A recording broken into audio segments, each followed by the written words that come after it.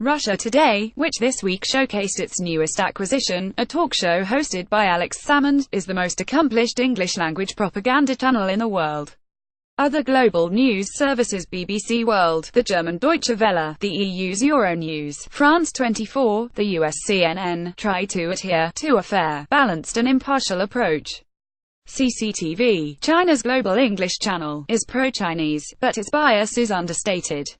Even Qatar's Al Jazeera English Al Jazeera Arabic is a propaganda channel more or less attempts objectivity. RT is not like that. Margarita Simonyan, the channel's director, told the German magazine Spiegel in 2013 that there is no objectivity, only approximations of the truth by as many voices as possible.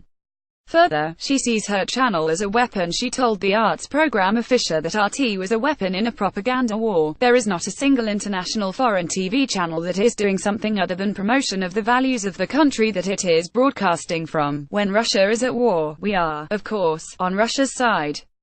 Thus, when Russia invaded Georgia in 2008, RT followed the line taken by President Vladimir Putin, that the Georgian army had attempted genocide in its province of South Ossetia, which Russia had controlled, and that the then Georgian president, Mikhail Saakashvili, was a psychopath. In 2014, a Malaysian airliner MH17 crashed within the area of eastern Ukraine controlled by Russian-sponsored rebels, killing nearly 300 people, crew and passengers, most of whom were Dutch citizens. Subsequent inquiries by the Dutch Safety Board and a Dutch joint investigation team produced evidence that it had been shot down by a Russian-made Buk Surface-to-Air missile, transported from Russia in the days before the crash and fired from a field within the rebel-controlled area. Russian news media put out a series of alternative facts, including one set which argued that the plane had been filled by the CIA with corpses and detonated over the territory. RT eschewed the more outlandish theories, but broadcast a documentary saying that no one had proven anything about the accident. The coverage prompted one reporter in the London bureau, Sarah Firth, to resign, saying that it was the most shockingly obvious misinformation, appalling, where there were families waiting to be informed. Oliver Bullough, one of the finest writers on Russia, wrote in The New Statesman that RT's coverage is relentlessly shaped to give a particular impression, using real events to do so. Thus, from its coverage of the Occupy Wall Street protests in 2011, Bullough writes, "You might gain the impression that the only thing that is saving the Obama administration from collapse is police oppression of the dissidents." As Simonyan indicated, truth, balance and neutrality is not the point. But nor is propaganda of the old type, as grim declarations of inevitable collapse and North Korean-type insults of Western leaders. Instead, RT does two contradictory things. It lines itself up with all the other global broadcasters and says they all have their own versions of the truth, while at the same time it implicitly endorses Russia's view of events as the truthful version. This is quite cynical. In an address in 2013 to journalism students at Moscow State University, the Deputy Minister of Communications Alexei Volin said that we should give students a clear understanding they're going to work for the man, and the man will tell them what to write, what not to write, and how this or that thing should be written. And the man has the right to do it because he pays them. This is a step lower than Soviet journalism. It at least was written in the name of, and sometimes in active support of, an ideal, horrible as was its practice for most of the Soviet period. The man pays them to further his interests in supporting these forces, in Europe and in North America, which are hostile to the established democratic order. Funds flowed into the European nationalist populist parties as this is written. More information emerges that Russia funded pro-Brexit forces in the UK. The far right is favored, and so is the far left. A U.S. intelligence services report out early this year says that the channel is Kremlin-financed, and obscures its links to the Russian government. Its renaming as RT from Russia Today is one sign of that obscuring. This is the channel which now presents Salmond, leader of the Scottish National Party from 2004 to 2014, the First Minister of Scotland from 2007 to 2014, who had likened the BBC's coverage propaganda to that of Pravda. His hiring is of a piece with the other presenters and regular guests, George Galloway, Julian Assange and Seamus Milne, the Strategy and Communications Director to Jeremy Corbyn.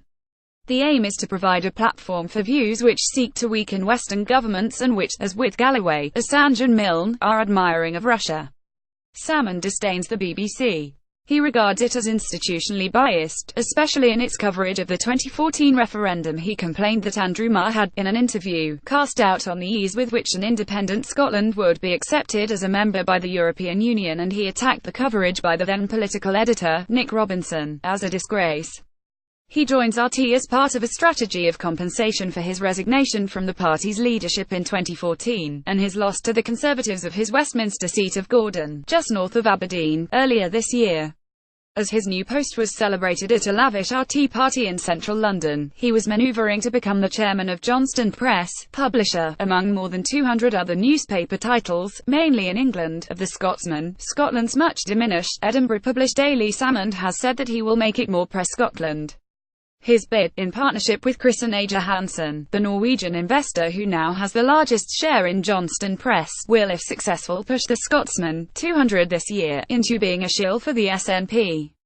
It's a fate sketched out, in a full-page editorial by the Scotsman's editor, Frank O'Donnell, who wrote last week that it was highly unlikely that Salmond would restrict his involvement to monthly business meetings. Alarm bells should start to sound for editorial independence.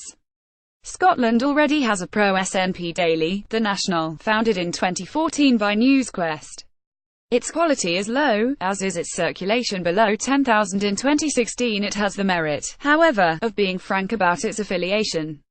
A Salmond-controlled Scotsman would not be so obvious, but its editor would have to reflect the chairman's thinking on independence and on politics generally. It would be nationalist by stealth. And on Russia. Salmond expressed admiration of Putin in 2014, saying in an interview that helps restore a substantial part of Russian pride and that must be a good thing. He also commented that he believed that the countries intermesh with business and politics are difficult to admire. This is exactly the right tone for an RT presenter to take.